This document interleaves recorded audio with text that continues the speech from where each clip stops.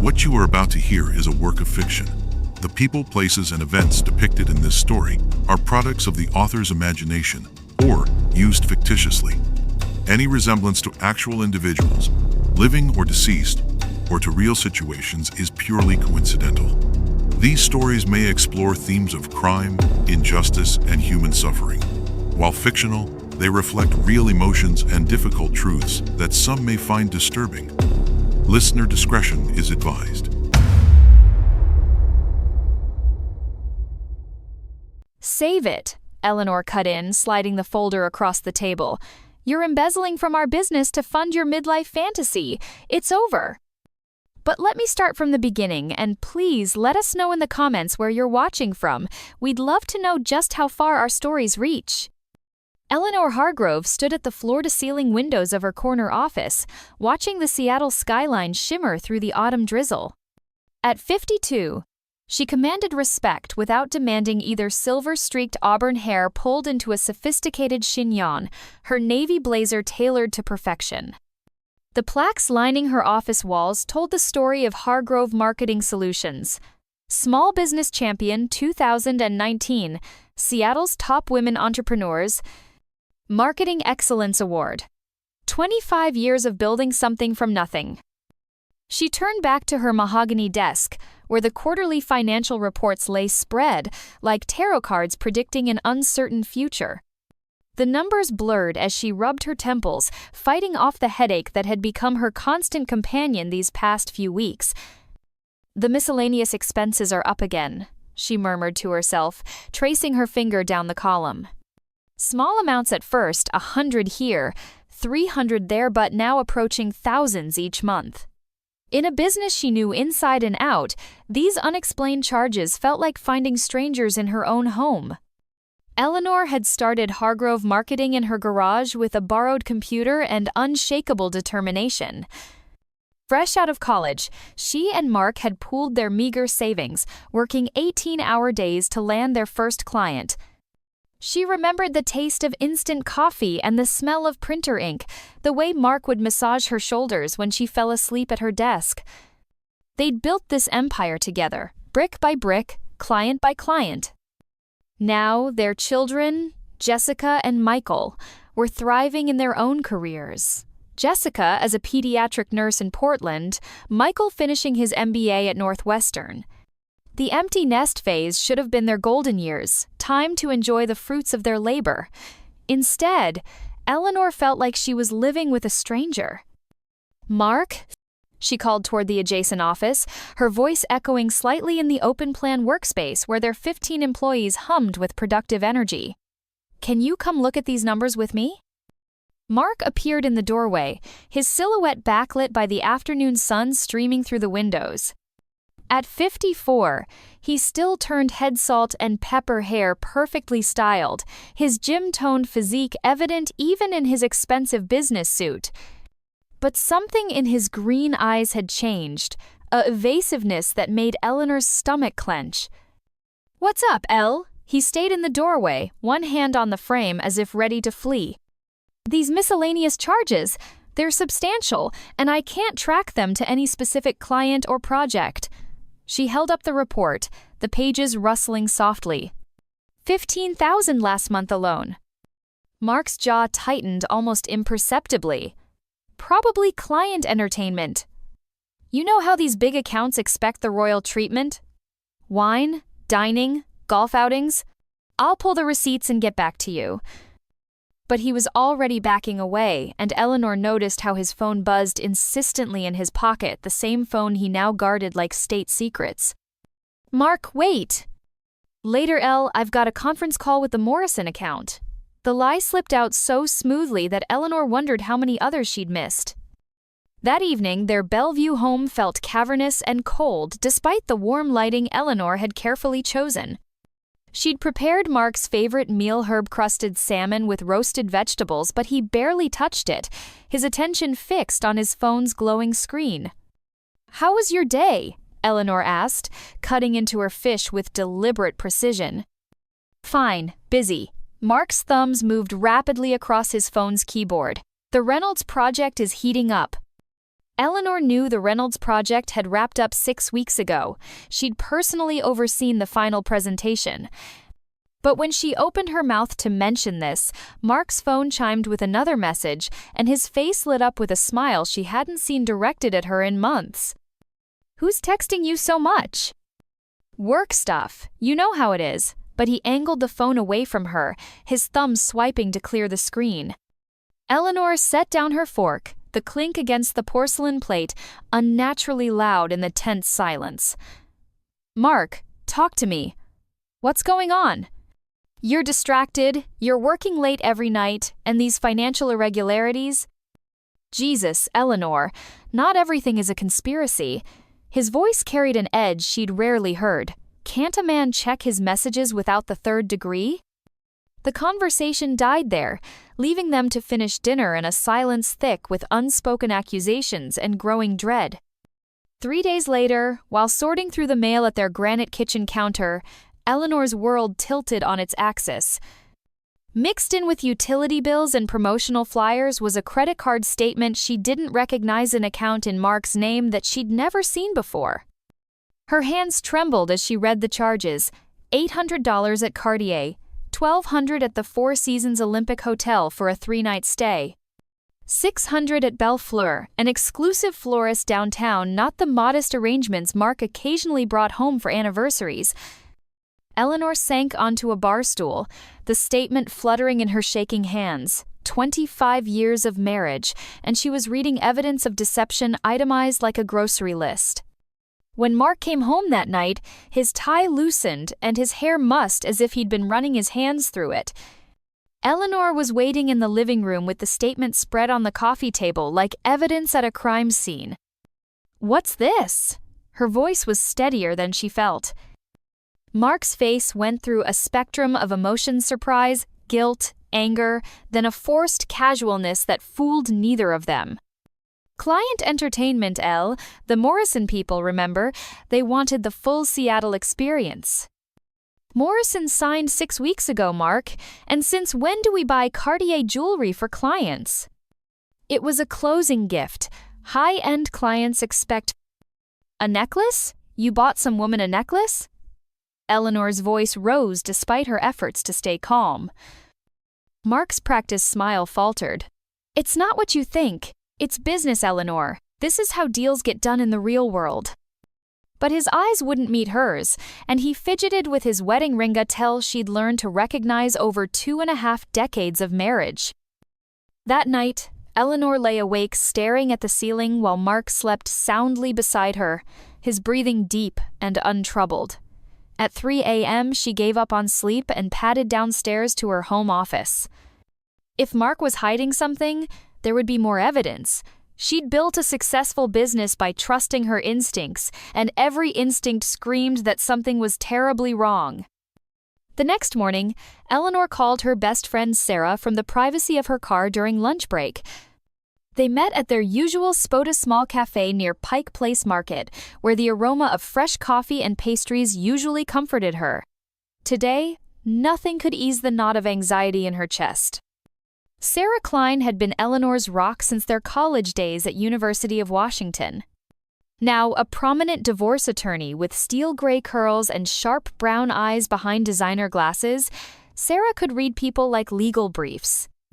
"You look terrible," Sarah said without preamble, sliding into the booth across from Eleanor. "What's going on?" Eleanor pushed the credit card statement across the small table. "I think Mark's having an affair." Sarah studied the charges with professional detachment, her manicured finger tracing each line. "Hotel stays while you're at home? Expensive jewelry you've never seen? Either he's the world's most generous client relations manager, or my husband of 25 years is cheating on me." The words tasted bitter. Sarah reached across the table and squeezed Eleanor's hand. "We need to find out for sure. I know someone who can help discreetly." "A private investigator?" "The best in the business. But Elle, if this is what it looks like, we need to think about protecting you financially. How intertwined are your business and personal assets?" Eleanor's stomach dropped. "Completely. We're 50 partners in everything. She paused, her voice breaking slightly. Sarah, 25 years. 25 years of marriage, of building this life together. How do you just throw that away for someone half your age? Honey, some people get scared of aging, of mortality. They think a younger woman will make them feel young again. Sarah's voice was gentle but firm. But that doesn't excuse what he's doing to you, to your marriage, to everything you've built together. Eleanor wiped away a tear she hadn't realized had fallen. I keep thinking about all the times she was right there, complimenting my dress, asking about my weekend. She was sleeping with my husband and stealing my money while pretending to be my friend. That's the worst kind of betrayal, Sarah said. And if he's funding an affair with marital assets, that's one thing. If he's using business funds, Sarah's expression darkened. That's embezzlement. Back at the office, Eleanor moved through her day like an actress playing a role. She smiled at employees, answered emails, attended meetings, all while feeling like she was watching someone else's life unfold. During the weekly staff meeting, she found herself studying Mark across the conference table. When had the laugh lines around his eyes started looking more like stress fractures? When had his easy charm begun to feel calculated? After the meeting, Tom Reynolds lingered as the other employees filed out. At 51, Tom was the closest thing to family Eleanor had at work, a soft-spoken IT manager with wire-rimmed glasses and an endearing collection of vintage band t-shirts under his blazers. He'd been with the company for 10 years, watching it grow from a scrappy startup to a regional powerhouse. "Boss, you okay? You seem distracted lately." Eleanor hesitated, then made a decision that would change everything. "Tom, can I ask you something in confidence?" "Of course." "Have you noticed anything unusual with our computer systems? Strange access patterns? Unusual data transfers?" Tom's expression grew serious. "Actually, yes. I've been meaning to mention it. Someone's been accessing our financial systems at odd hours, late nights, weekends. I assumed it was you catching up on bookkeeping." "It wasn't me." Tom adjusted his glasses, his mind already racing. "I can run a complete audit of system access. See who's been where and when." "Do it, quietly." 3 days later, Sarah called with news that made Eleanor's world crumble a little more. "My investigator got photos. I'm sorry, Elle." They met at Eleanor's house that evening, spreading the surveillance photos across her dining room table like pieces of a devastating puzzle. Mark, his arm around a young blonde woman with perfect teeth and curves Eleanor remembered having at 25. Mark, kissing the same woman outside a downtown apartment building. Mark, emerging from the same building the next morning in yesterday's clothes. "Her name's Vanessa Clark. She's been your secretary for almost 3 years now, the blonde with the perfect smile who always seemed eager to help with special projects." Sarah's voice was gentle but firm. "I'm sorry, Elle." Eleanor's world tilted. The betrayal stung like a physical slap, but it was more than just the affair that devastated her. "The charges on the credit card," she whispered, tears blurring the images. "They're for her." "Sarah, he's not just cheating on me, he's using our money, our life's work, to wine and dine his mistress. Every expensive dinner, every piece of jewelry, every hotel room. That's money we earned together, money that should be securing our future." Sarah hugged her tightly.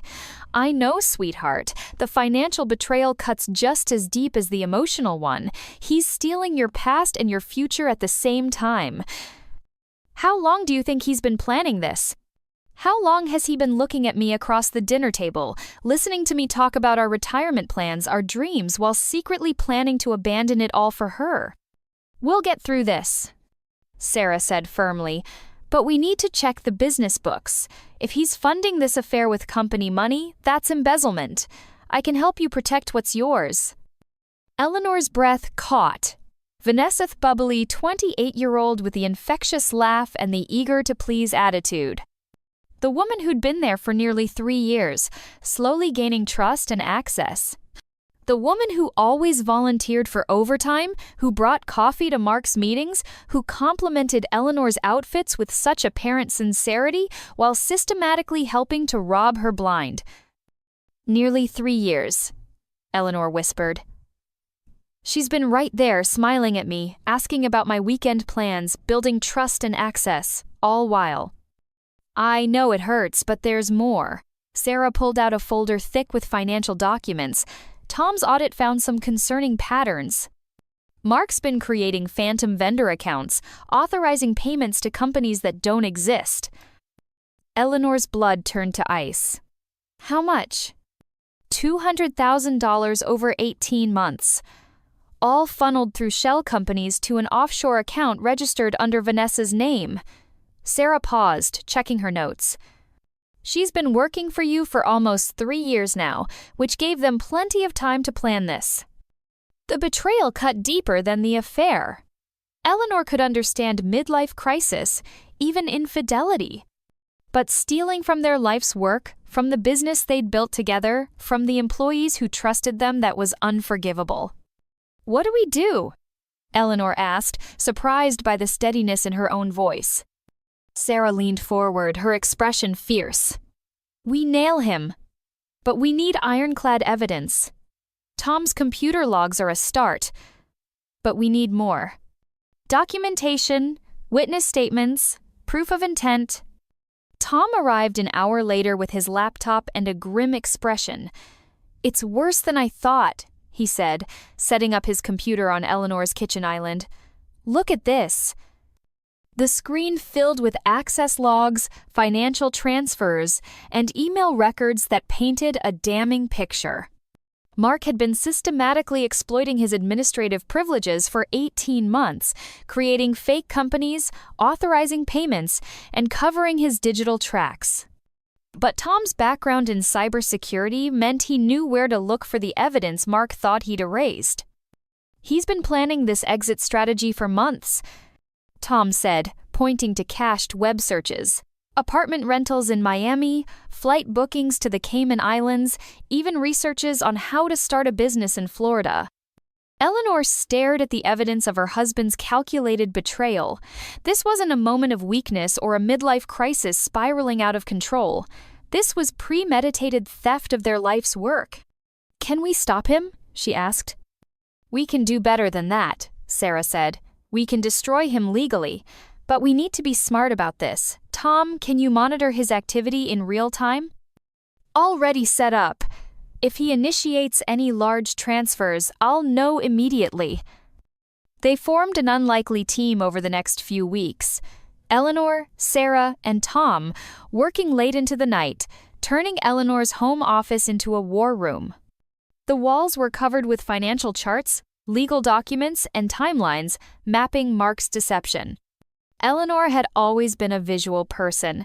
Seeing the scope of his betrayal laid out like a military strategy somehow made it easier to process. The waiting was agony. Eleanor had to continue acting normal at work and at home, smiling at Vanessa's cheerful greetings while knowing exactly what those perfectly manicured hands had been touching. She had to share meals with Mark, listen to his fabricated stories about client meetings and business trips, all while documenting every lie for the legal case Sarah was building. Mark grew bolder as the weeks passed, his absences longer and his excuses more creative. He claimed a weekend conference in Portland that Eleanor discovered had been canceled. He worked late 3 nights in a row, returning home with the scent of expensive perfume clinging to his Clothiza fragrance she recognized as Vanessa's signature scent. One Friday afternoon, as Eleanor reviewed client proposals in her office, Tom burst through her door with barely contained excitement. "He's doing it now! $50,000 transferring to the Cayman account as we speak." Eleanor's heart pounded as she watched Tom's laptop screen, the transfer authorization moving through the system in real time. Mark's user credentials, his digital signature, $50,000 of their company's money flowing to an account in Vanessa's name. "Screenshot everything," Eleanor said, her voice steady despite the adrenaline coursing through her veins. Sarah was on speakerphone within minutes. This is it, Elle. With Tom's digital evidence and the real-time transfer, we've got him cold. I'm contacting the FBI white-collar crime unit immediately. That evening, Eleanor made a decision that felt like stepping off a cliff. She called Mark at what he claimed was a client dinner and asked him to meet her at Chez Laurenti upscale French restaurant, where they'd celebrated every major milestone in their marriage and business. The restaurant buzzed with the quiet conversations of Seattle's business elite, crystal glasses clinking against fine china, soft jazz playing in the background. Eleanor chose a corner table with perfect acoustics for the small recording device Sarah had helped her hide in her purse. Mark arrived 20 minutes late, his tie slightly askew and guilt written across his handsome features. Sorry, traffic was brutal. Another lie. Eleanor had learned to catalog them like a naturalist identifying species. It's fine, she said, gesturing to the chair across from her. We need to talk. Mark's smile faltered as he sat down, his eyes darting around the familiar restaurant as if seeing it for the first time. About what? Eleanor studied her husband's face, the man she'd loved since college, the father of her children, her business partner, and supposed life companion. In the soft restaurant lighting, she could see every line etched by years of shared laughter and struggle. But now she also saw the shadows of deception, the weight of secrets, the corruption of everything they'd built together.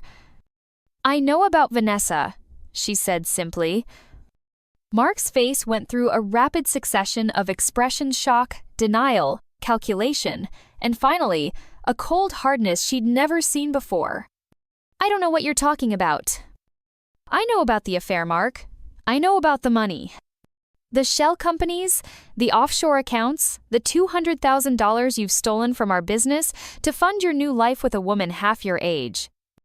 Mark's fork clattered to his plate, the sound sharp and metallic in the sudden silence between them. Around them, other diners continued their conversations, oblivious to the drama unfolding at table 12. Eleanor, you're being paranoid. I've been working my ass off for this company. Save it. Eleanor cut in, sliding the manila folder across the white tablecloth. The folder landed between them like a gauntlet thrown down, its contents representing the end of everything they'd built together. Mark's hands shook slightly as he opened the folder. His face went ashen as he saw the surveillance photos of him with Vanessa, the bank statements showing the shell companies, the email printouts detailing their plans to relocate to Florida. You're embezzling from our business to fund your midlife fantasy, Eleanor continued, her voice steady despite the storm of emotions raging inside her. It's over, Mark. For a moment, Mark looked like a man drowning, his careful facade crumbling to reveal the desperate, cornered animal beneath. Then his expression hardened into something ugly and unfamiliar. You think you can destroy me? I built half this company, Eleanor. I have connections, lawyers, resources you can't even imagine. I'll fight you every step of the way, and when I'm done, you'll have nothing. He stood abruptly, his chair scraping against the hardwood floor. You want a war? You've got one. Mark stormed out of the restaurant, the heavy door slamming behind him with a sound that seemed to echo through Eleanor's chest. Around them, other diners turned to stare, but Eleanor barely noticed. She calmly pulled out her phone and sent Sarah a single text. Go. The legal machinery Sarah had prepared began moving with swift, devastating precision.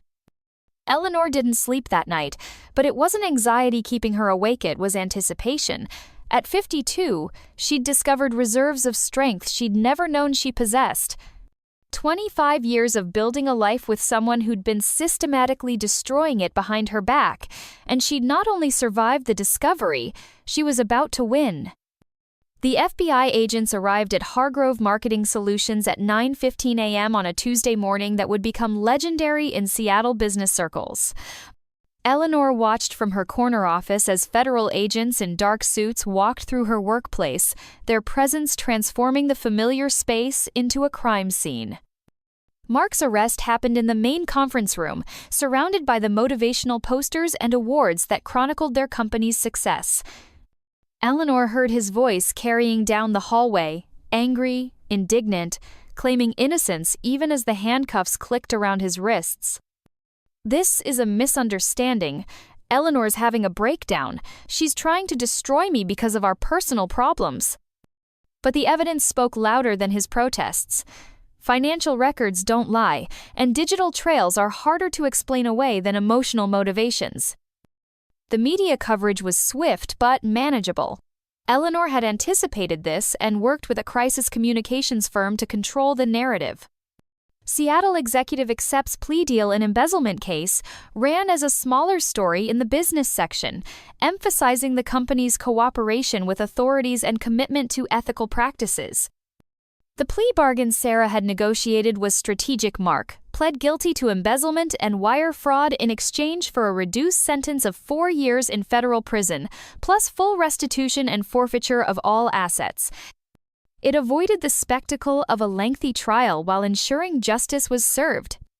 Vanessa had disappeared immediately after Mark's arrest, but justice found her anyway. 6 months later, Sarah called Eleanor with grim news from the federal prosecutor's office.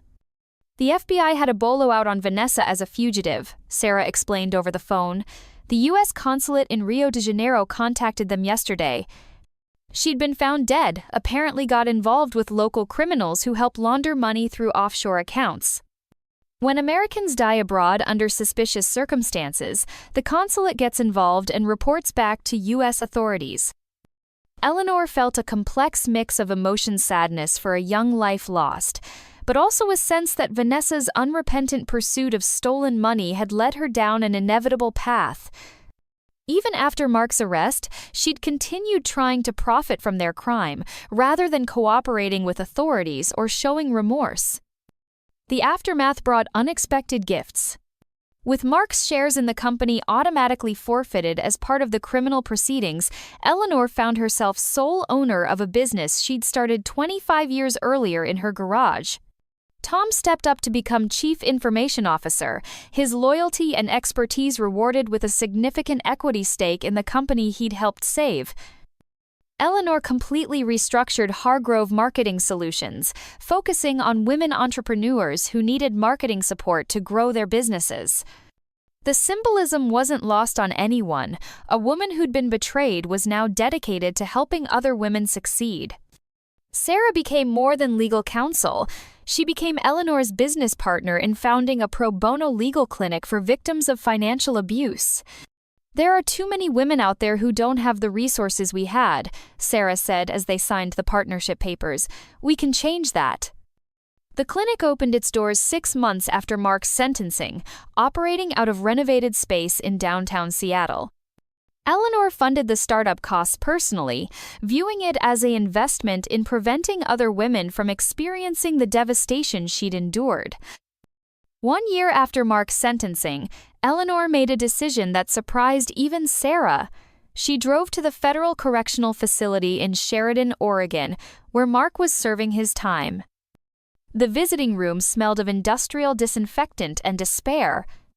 Mark appeared smaller in his orange jumpsuit, his once perfect hair showing gray roots, his gym-toned physique softened by institutional food and limited exercise. When he saw Eleanor through the reinforced glass, his face lit up with desperate hope. "Elle, thank God you came. I've been trying to reach you for months. I know I messed up, I know I hurt you, but for the kids' sake, can't we?" Eleanor settled back in her plastic chair, studying the man she'd once loved with everything she had. The desperation in his voice, the pleading in his eyesight all felt foreign now, like watching a stranger perform emotions he didn't actually feel. "The kids know exactly what you did, Mark. Jessica and Michael know you stole from our family business, betrayed our marriage, and tried to destroy everything we built together. They know you chose a 28-year-old secretary over your own family." Mark's face crumpled. "It wasn't supposed to happen like this. Vanessa, she made me feel young again, alive in a way I hadn't felt in years. The money was supposed to be temporary, just until we got established in Florida. I was going to pay it back, Elle. You have to believe me." "No, I don't." Eleanor's voice was calm, almost gentle. "I don't have to believe anything you say anymore. You made your choices, Mark." Every transaction, every lie, every moment you spent with her while pretending to love me, those were all choices. She leaned forward slightly, her eyes meeting his through the scratched plexiglass. This isn't about revenge anymore. This is about justice. You're going to serve your time, pay your restitution, and live with the consequences of your decisions. That's what justice looks like. Standing to leave, Eleanor felt the last weight of their shared history lift from her shoulders. Goodbye, Mark. Walking out of the prison, past the razor wire and guard towers, Eleanor stepped into the warm Oregon sunshine and breathed deeply. The air tasted like freedom, like possibility, like the life she was building on the ashes of the one he'd destroyed. 5 years later, at 58, Eleanor Hargrove had built something far better than what she'd lost. Hargrove Marketing Solutions had tripled in size, with offices in Seattle, Portland, and San Francisco. Her focus on women entrepreneurs had attracted national attention, earning her invitations to speak at conferences and recognition as one of the country's leading advocates for women in business. The legal clinic she'd founded with Sarah had helped over 300 women escape financial abuse, providing free legal services and financial counseling to women who couldn't afford private attorneys. Their success stories filled an entire wall in Eleanor's office photos and thank you letters from women who'd found the courage to rebuild their lives. Tom had thrived as CIO and business partner, his technical expertise and unwavering loyalty, making him an invaluable ally in growing the company. Their friendship had evolved into a partnership built on mutual respect and shared values. Eleanor kept one photograph on her desk that captured everything she'd become. Taken on the courthouse steps the day of Mark's sentencing hearing, it showed her walking down the stone steps with Sarah and Tom beside her. Her head was high, her smile genuine, her posture radiating strength and determination. The photo reminded her daily that sometimes the worst betrayals lead to the greatest transformations. Mark's deception had been her crucible, forging strength from pain, wisdom from naivety, and purpose from devastation. Eleanor had learned that losing everything you thought you wanted could be the only way to discover what you actually needed. What she needed was the unshakable knowledge that she could trust herself, surround herself with people worthy of that trust, and build something meaningful from the ashes of deception. The shadows had lifted, revealing a woman who was stronger, wiser, and more determined than ever before. Eleanor Hargrove had not just survived betrayal, she had transformed it into triumph. Thank you for listening until the end. If you enjoyed the story, please consider leaving us a like. This helps us reach more people.